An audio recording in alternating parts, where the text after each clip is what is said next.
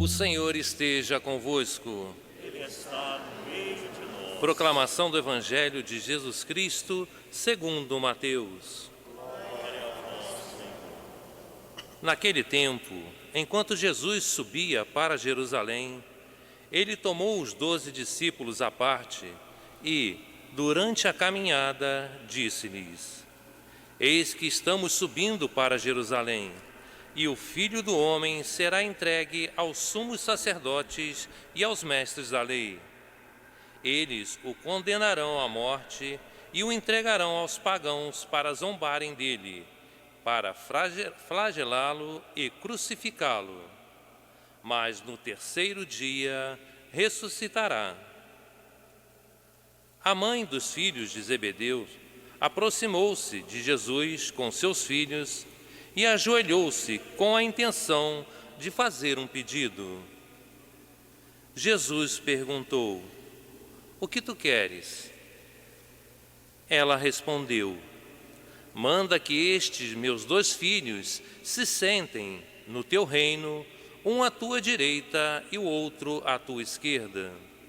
Jesus, então, respondeu-lhes: Não sabeis o que estáis pedindo. Por acaso podeis beber o cálice que eu vou beber? Eles responderam: Podemos. Então Jesus lhes disse: De fato, vós bebereis do meu cálice, mas não depende de mim conceder o lugar à minha direita ou à minha esquerda. Meu Pai é quem dará esses lugares àqueles para os quais ele os preparou. Quando os outros 10 discípulos ouviram isso, ficaram irritados com os 2 irmãos. Jesus, porém, chamou-os e disse: Vós sabeis que os chefes das nações têm poder sobre elas e os grandes as oprimem. Entre vós não deverá ser assim. Quem quiser tornar-se grande, torne-se vosso servidor. Quem quiser ser o primeiro, seja vosso servo. Pois o Filho do Homem não veio para ser servido, mas para servir e dar a vida, como resgate em favor de muitos. Palavra da salvação. Glória a vós, Senhor.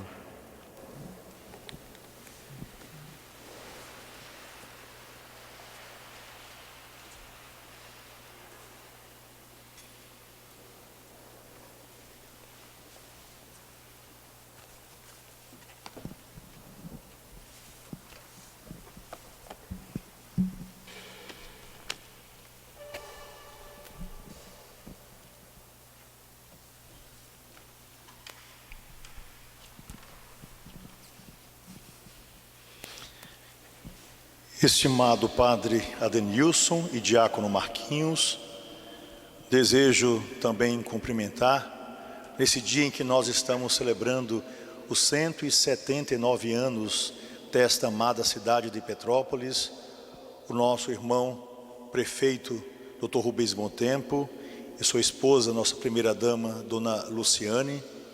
Desejo também cumprimentar nosso irmão Ingo Rames, presidente da Câmara de Vereadores. Cumprimento ainda o nosso confrade Dr. Fernando Costa, aqui representando todos os irmãos do Instituto Histórico de Petrópolis. Desejo cumprimentar o pastor Elton, que se encontra aqui com a sua esposa, pastor Elton, da Igreja Luterana. Desejo também cumprimentar os queridos irmãos que vieram nesse dia unir conosco o coração, rezando por todo o mundo e de um modo especial pela nossa cidade. A vocês que vieram aqui elevar uma prece ao coração de Deus e de um modo especial que desejam contemplar, através da fé, o trono do Altíssimo. Desejo ainda cumprimentar os queridos irmãos que nos acompanham por meio das redes sociais. Meus queridos irmãos, minhas queridas irmãs, Jesus morava no norte de Israel. Embora tivesse nascido em Belém, que fica no sul, ele foi para a terra de sua mãe, no norte, levado naturalmente pelos seus pais. Habitou em Nazaré e depois, perto dos 30 anos de idade, foi habitar em Cafarnaum. Ali ele vai chamar os seus discípulos.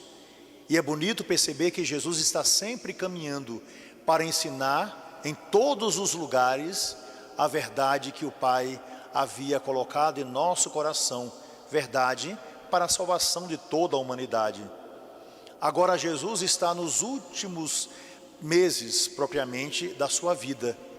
E ele desce do norte e vai ali para o sul, exatamente para a grande cidade, a cidade de Jerusalém, capital daquele país. Lá está o templo.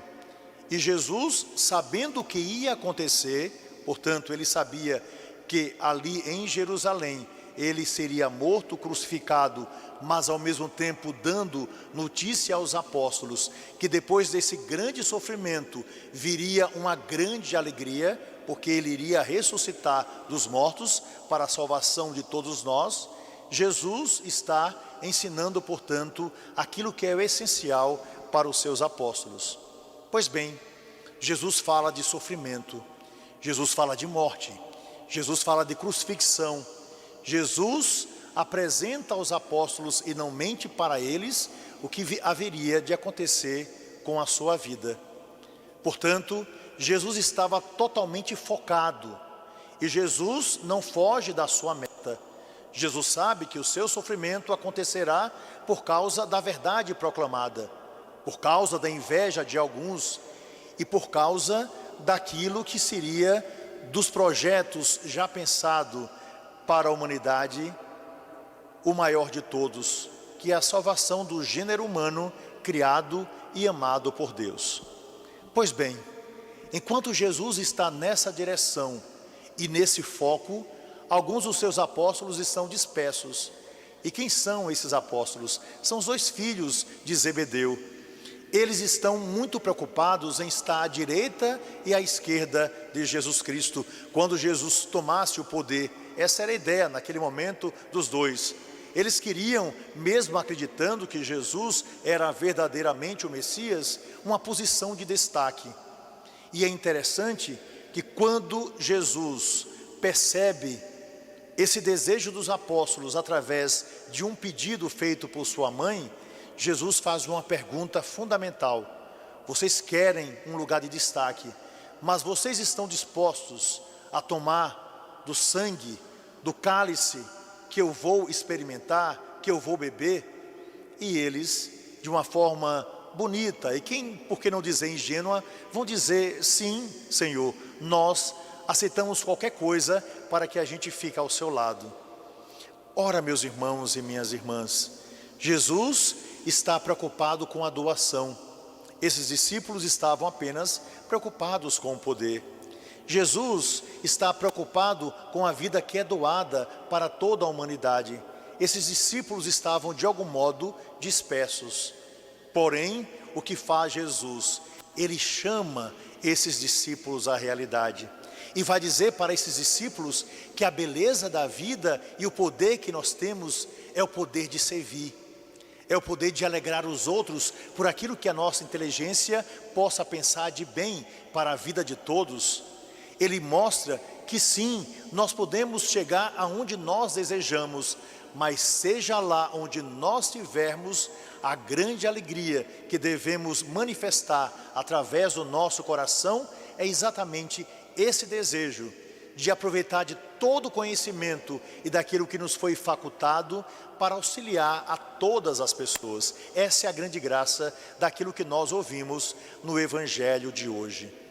Ora, em meio à beleza do que Jesus nos revelou, nós temos também algo para dizer sobre essa cidade onde nós habitamos. Inegavelmente, no corre-corre da vida, todos nós puxamos cada um para o seu lado. Em meio àquilo que a vida exige hoje de nós, nem sempre nós focamos em um lugar comum. Porém, quando a tristeza, quando uma tragédia, ou quando alguma coisa acontece, todos nós precisamos tirar os olhos das direções pessoais para olhar para a direção coletiva. E foi exatamente isso o que Jesus nos mostrou pelo Evangelho. Disse: vocês têm muitas preocupações, mas agora vamos olhar para Jerusalém. Agora vamos olhar por aquilo que nós precisamos passar. Agora nós precisamos focar no que é o essencial. Depois de reconstruirmos, vamos olhar para aquilo que talvez sejam os interesses pessoais. Quando nós olhamos a história da nossa cidade, nesses seus 179 anos, nós observamos algo fundamental. Somos todos migrantes. Sim, embora muitos já tenham nascido aqui nessa terra, todos são filhos de um povo que foi capaz de acreditar em um projeto e focaram a cidade e quiseram construir uma civilização na região serrana do Rio de Janeiro. Para cá vieram primeiro os portugueses, depois vieram os alemães, depois vieram os italianos, muito tempo depois vieram os mineiros, depois vieram nordestinos. Aqui já estavam trabalhando e lutaram pela sua liberdade. Nessa praça que consigo enxergar diante dos meus olhos, a Praça da Liberdade, ali homens vendiam quitutes junto com suas mulheres, já livres para comprar a liberdade dos seus irmãos. Depois vieram pessoas das mais diferentes localidades e todos foram acolhidos com um só coração. E quem experimenta viver em Petrópolis sabe exatamente o que se chama beleza, amizade e acolhimento. Somos filhos de uma terra que soube acolher. Somos filhos de uma terra bela pela paisagem, mas também pelo coração que se abre a todos. Somos filhos de um povo que soube lutar diariamente, vencendo inclusive as intempéries do tempo, daquilo que sabemos que existe ao nosso lado, para reconstruir pedra sobre pedra o sonho de viver a alegria de estar com aqueles que nós amamos e de um modo especial de saber que seremos capazes sempre de restaurar o novo se estivermos juntos. Ora, meus irmãos e minhas irmãs, todos esses povos que vieram para cá, quando nós observamos o seu comportamento, aquilo que deixaram para nós escrito e ao mesmo tempo o labor de suas mãos, o labor de toda uma vida, nós entendemos perfeitamente o que os movia para ir adiante. Não tenham dúvida, foi a fé. Essas pessoas acreditaram em Deus, olharam para o céu, foram capazes de dobrar os seus joelhos, a sua cabeça, por entender a grandiosidade daquele que tinha um projeto para as suas vidas.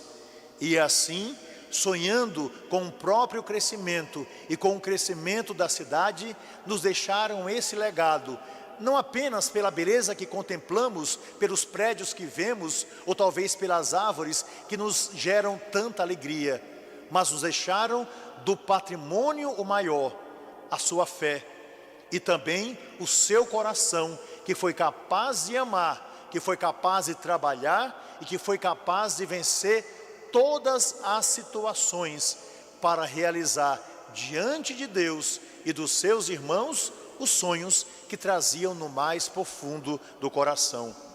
Hoje, olhando para trás, nós agradecemos a Deus que sempre esteve presente na vida dos cidadãos que escolheram essa cidade desde o início como cidade sua. Agradecemos também aos nossos antepassados que souberam alicerçar sobre a égide da fé, a alegria de lutar, focando a beleza daquilo que desejavam realizar. E a exemplo de Jesus, eles foram capazes de superar a cruz, de superar o Monte Calvário para viver as alegrias da ressurreição. Só existe um modo de nós comemorarmos esses 179 anos, é estarmos unidos pela fé, unidos pela sabedoria, pela inteligência, pela fortaleza, pela ciência, pelo dom do conselho e pelo temor de Deus, esses 7 dons do Espírito Santo que nós devemos colocar diante dos nossos olhos para transformar todas essas realidades.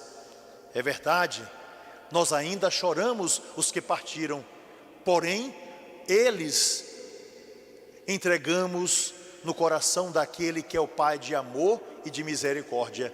A todos eles nós queremos que o Pai acolha, para que possam viver na morada eterna, onde, superando todo tipo de dor, a alegria da contemplação da face de Deus os faça felizes para sempre, como é a vida de todos os justos que com os anjos estão diante do trono louvando a Deus. Também desejamos acolher aquelas famílias que estão enlutadas, aqueles que perderam tudo, e um esforço já está sendo feito dia após dia, hora após hora, para que eles sejam e tenham aquilo que tanto desejam. E lutaremos até o fim, todos, sem exceção, o poder público e também os particulares, para que isso aconteça na vida dos irmãos. E finalmente, todos juntos poderemos dizer, pela reconstrução que se dará: sim, em Deus a obra nasceu. Sim, somos todos petropolitanos, vindo de todos os lados. Sim, somos todos filhos de Deus, somos todos irmãos, prontos a superar as dificuldades, para fazer reinar entre nós a sociedade que tanto desejamos, justa e feliz, porque esse é o sonho e é o desejo de Deus para todos nós. Assim, comemoremos, apesar do coração machucado, a beleza de uma história construída até o dia de hoje, e que nós, com responsabilidade, continuaremos a construir para deixar às futuras gerações aquilo que nós próprios recebemos: a fé e um coração sempre aberto a acolher o novo e a doá-lo àquelas pessoas que desejam conosco viver a alegria de um novo tempo. Meus irmãos e minhas irmãs, hoje nós tivemos uma live lá na prefeitura. Estavam presentes o excelentíssimo senhor prefeito, sua esposa, eu e o pastor Elton. Eu contei uma história, mas hoje eu aprendi uma história nova através do pastor Elton, que está aqui presente em nosso meio. E essa história que eu gostaria de partilhar com vocês, para não repetir a minha. E a história diz o seguinte: o Rei Leão já estava envelhecido, e ele tinha 3 filhos. Um deles precisava substituí-lo, mas como o Rei Leão amava aqueles 3 filhos, ele não sabia qual dos 3 estava apto para assumir o trono. Resultado, ele resolveu fazer uma competição para saber qual deles seria verdadeiramente o rei. Ora, uma competição foi preparada, e a competição estava em que algum daqueles leõezinhos pudessem vencer uma grande pedra, que era extremamente íngreme e difícil de subir. Aquele que conseguisse chegar à altura maior, ou talvez conseguisse chegar ao topo, esse seria escolhido como rei. Pois bem, a competição começou. O primeiro leão tentou subir, mas não passou de 1 metro, e disse: isso é impossível se vencer, essa montanha é impraticável, eu desisto, e foi embora. O segundo leão também tentou, e chegou apenas também a 1 metro, e disse: eu não consigo, é terrível essa montanha, eu não vou conseguir, eu desisto definitivamente, e foi embora. E o terceiro leão tentou, e tentou, e tentou mais uma vez, mas infelizmente ele também não conseguiu. Pois bem, o rei ficou profundamente decepcionado, porque esperava que um dos seus filhos tivesse força suficiente para chegar ao topo. E disse: todos os meus filhos são incapazes, não houve nenhum vencedor. Porém, meus irmãos e minhas irmãs, Enquanto a competição estava acontecendo, uma águia voava ao redor daquela grande pedra e viu tudo o que aconteceu naquele instante. Então ela foi até o Rei Leão e disse: Rei Leão, o senhor não deve ficar decepcionado, porque um dos seus filhos venceu. E o Rei Leão disse: poxa, mas um deles conseguiu passar de 1 metro, como é que um deles venceu? E a águia, que havia visto tudo, falou: eu sobrevoava e vi o momento da competição. É verdade, os 2 primeiros, na primeira tentativa, vendo a dificuldade, desistiram.